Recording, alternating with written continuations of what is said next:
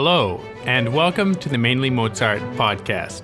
My name is Garrett Harris, and I will be your host. In this first ever episode, we talk with Michael Francis. Maestro Francis is the music director and the conductor of the Mainly Mozart Festival Orchestra. He shares with us a little bit of his origin story and also how always being prepared served him on his journey to becoming a conductor. Enjoy.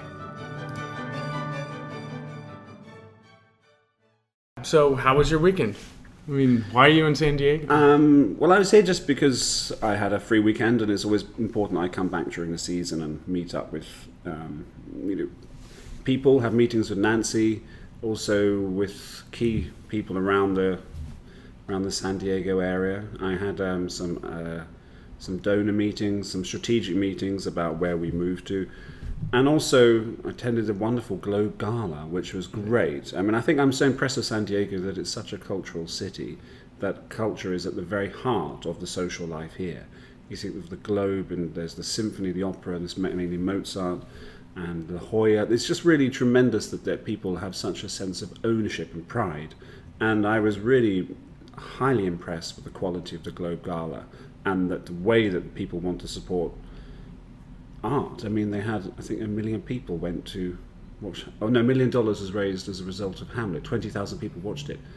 Hamlet's not easy. Right. That's wonderful. And sort of course, as an Englishman, I'm always pleased to see William Shakespeare doing well. Other than that, last night I was at a wonderful event at the home. That was attended by our leadership group, which is the our top giving donors. Right. And that was a wonderful concert by Conrad Tao, and he did a marvelous job of combining Mozart, but with Boulez, with some Rachmaninoff, with some other composers who I hadn't heard of, and they all really helped to bring it alive. And I'm really appreciative of hearing how he plays, and he's so eloquent in explaining the combination and juxtaposition of modern music with Mozart. And as we heard it, they have a spectacular home in La Jolla in which the sun was setting behind the piano. So it was sort of just one of those exquisite evenings of intimate music making. And then today, it's wonderful to meet with you, and then I fly back and I start my season in Florida. In Florida. So there's a story that maybe you could share. I guess it's your origin story, maybe, when a conductor wasn't able to conduct and you stepped in. Is that That's true? Absolutely, yeah, that's how it happened. Okay. So, I mean, I wanted to be a conductor from a young age. I think I was 14. I was a backseat driver on the double bass in the orchestra, trying to make everybody listen to me. And the actual double bass itself is the musical features of it, obviously, is accompanimental mainly. Right. So you played double bass in the orchestra. In youth orchestra. My father was a double bass teacher, so I played from a young age. Well, I was 11 when I started. I suppose it's a little bit later, but the double bass is big.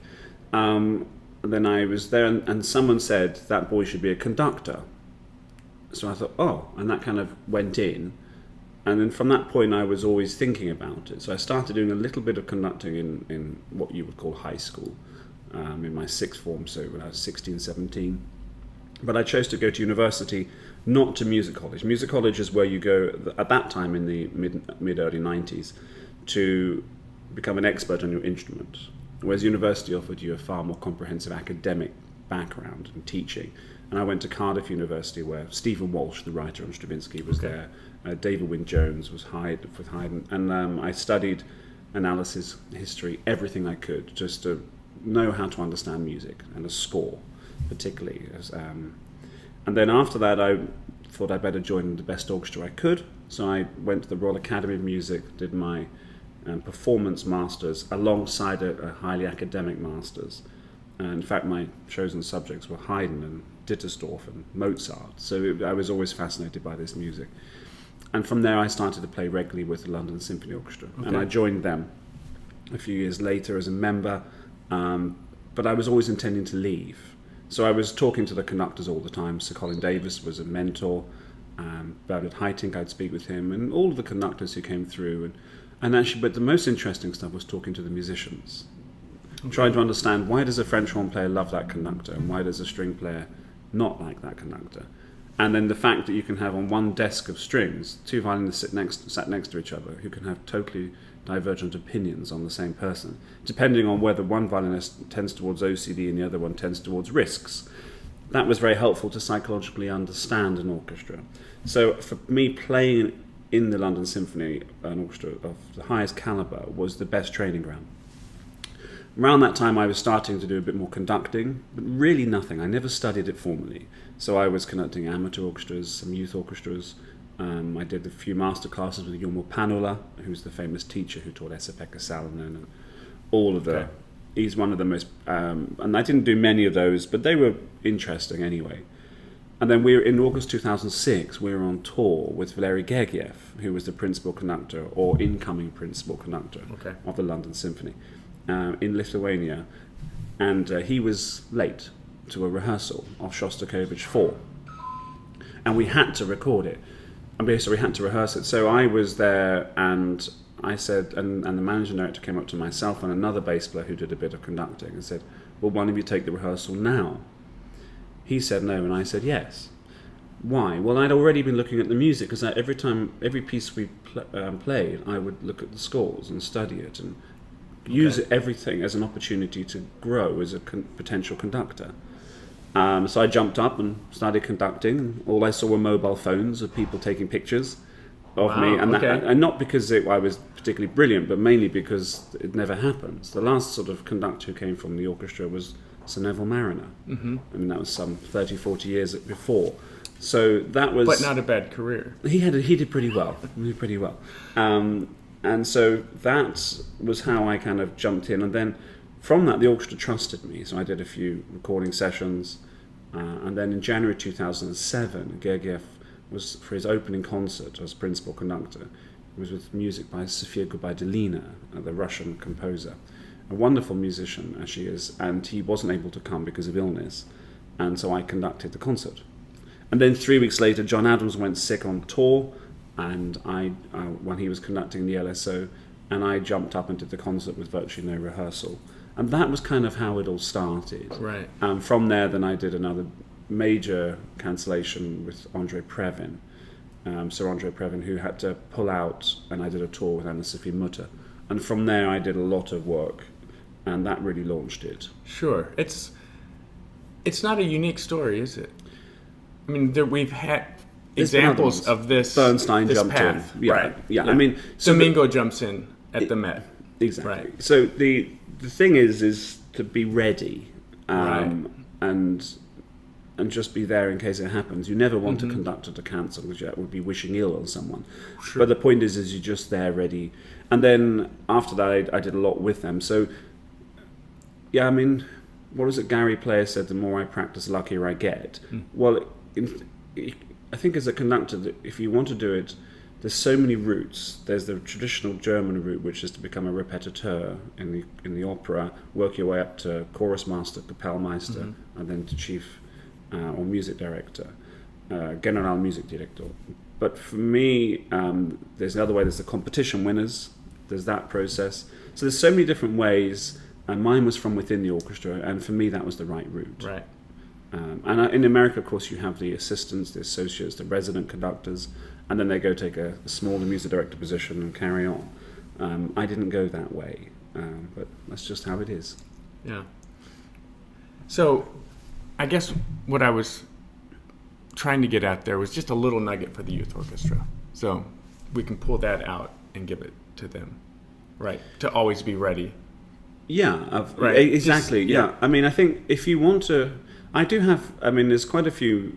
What's nice now, wherever I conduct, there's always a couple of orchestral musicians who come and approach me in the various orchestras and say, well, how did you do it? How did you leave the orchestra and become a conductor? Because they have those proclivities themselves. And I said, well, I tell them my route, my story, and I guide them to what things to study on their own. And studying conducting formally is a very good thing. I'm not in any way saying they shouldn't do it, but it's not the only route. Because as you've seen with conducting, there is a technique to it for sure, but everybody, it's so complicated and so individual. Whereas violin, there are different schools, of course, within violin playing, but there's still a process. You've got to put your finger down and pull a bow, and it has to be in the right place for it to be in tune. Right. Conducting, you can give an upbeat which is a foot away gesturally in air and space, and it can have the same effect according to someone's physiology. Sure. So therefore, studying is not as important as being true to yourself, and that sounds rather convoluted and highfalutin. I know, but it's good. it's that sense of inner identity and just trusting your body shape. Because I cannot conduct like somebody whose arms are or body shape is different to me. If I do, if I had for example, someone who was a foot shorter than me and their arms are much smaller, and they were trying to teach me to conduct like them, I'd look like a T-Rex. I mean, it would just look weird. Right. But I have to therefore just do what is natural to my body language. Right. Well, now I want to see a T-shirt of a T-Rex conducting. Exactly. So, I mean, Carlos Kleiber, watch how he conducts to Bernstein. Watch how he conducts to Gergiev, to Colin Davis.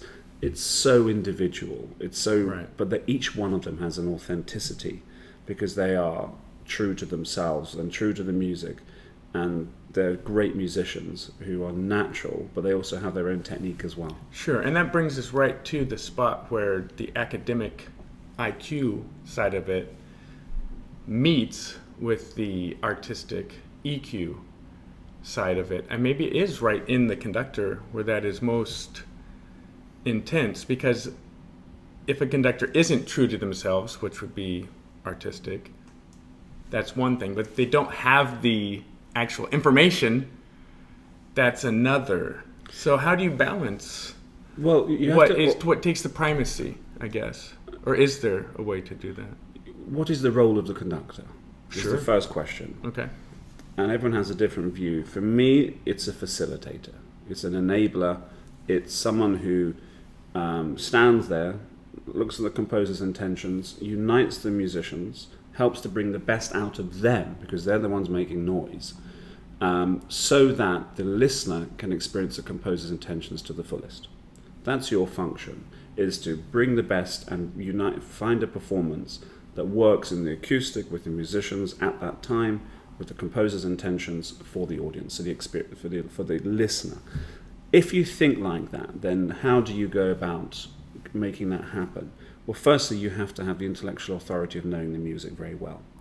Not better than the musicians, because you don't know the second clarinet part better than the second clarinetist, because you're not one. So, but you do need to have a sense of where was that piece in sort of space and time in that composer's life. So studying that stuff is very important. Where does it fit into their oeuvre? Where does it fit into their canon? Was it a point of crisis? Is it a revolutionary piece? Just really knowing the history behind it. Then you have to know the analysis of it, to really study how does the piece fit together, nuts and bolts. Most of what you say in a rehearsal, you're saying, ideally, I mean, I'm giving random percentages, but probably 4 or 5% of what you know. But they sense it from you. And I always remember that with Sir Colin Davis, when he gave him conducting masterclasses.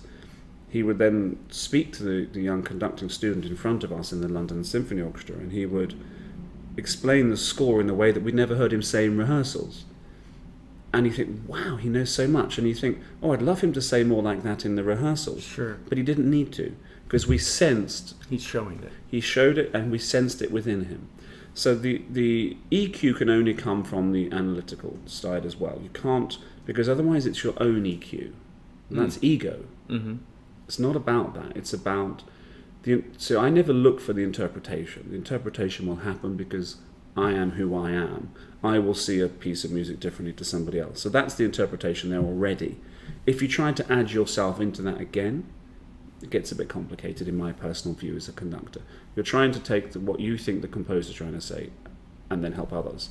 And so then the EQ stuff comes from recognizing that your function is to bring it out of others. So you're observing, you're watching, you're listening, you're trying to make things happen. And it's so different everywhere you go, every city, every orchestra, every day. Mm-hmm. And hopefully with experience you get better at bringing the best out of others.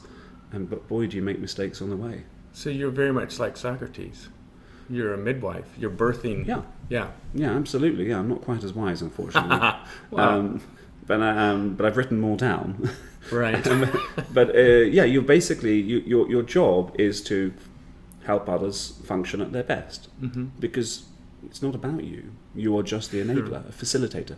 And then someone such as Wittgenstein or Hesse, so Wittgenstein, philosopher who wrote one book, Hesse, a writer who wrote about philosophy a lot, both of them make the claim that Mozart, there's nothing good written after Mozart, because it's all serving ego from that point on. That to Hesse, Brahms and Wagner are the same because the music serves them. And they sense in Mozart a different spirit. Yeah, I think they're naive, actually, on that. Because what is it to serve yourself? I mean, when we look at Mozart, I mean, where we are in our journey, mainly Mozart's 6th year. Right now we are in the 3rd year, which is, the title at the moment is Brave New World, : From Rebel to Entrepreneur. Around this time his mother died, and then we see after that a palpable change in the emotional intensity of his second movements. Is that just generosity of spirit for us to hear that, or is it also a cathartic process for him to work through his grief-laden emotions? Right. Now, you can't always say a tragedy equals tragic music. It just doesn't work like that. Very often composers write their happiest music during their darkest times as a process of relief from the pain. But there is also a clear growth, and that can happen just with age. But Mozart's, I mean, for example, the second movement of the Sinfonia Concertante for violin and viola in C minor is heart-wrenchingly beautiful and touching, and it has an intensity of motion which almost you can't put into words, but there's a pathos there. Now, is he just giving that for us? Yes, I suppose he is, but he's also working through things himself. And Beethoven is that rare combination of offering an understanding for humanity, but also working through his own personal demons. The perfect example of that is the 9th Symphony, or the 5th Symphony, that sense of fate, Perdura ad astra, from struggles to the stars, that kind of idea. Yeah. And then in the Missa Solemnis, working through his concepts of the struggles with faith, but offering us a path, even if it's that grey area. So he's doing that. And Brahms is... why did Brahms wait 20 years before he could write his first symphony? Because of his sense of intimidation of being Beethoven's 10th, but equally a sense of respect for the symphony as a public model. So I don't agree with Wittgenstein and Hesse on that at all. I think all composers are a combination of public service and intimate expression, whether that be J.S. Bach. His was more noble in a sense. It often felt like his relationship to God, but there's still moments of tremendous personal expression within the Matthew Passion, John Passion, the weeping arias and these things. This is so much of his personality. And with that, we're going to go ahead and wrap up the first episode of the Mainly Mozart podcast. To get the full Mozart experience a la Maestro Francis, go ahead and subscribe to all 5 concerts of the 2018 festival. Also keep in mind the Spotlight Chamber Music concerts, as well as the prestigious club Amadeus. More information can be found at mainlymozart.org.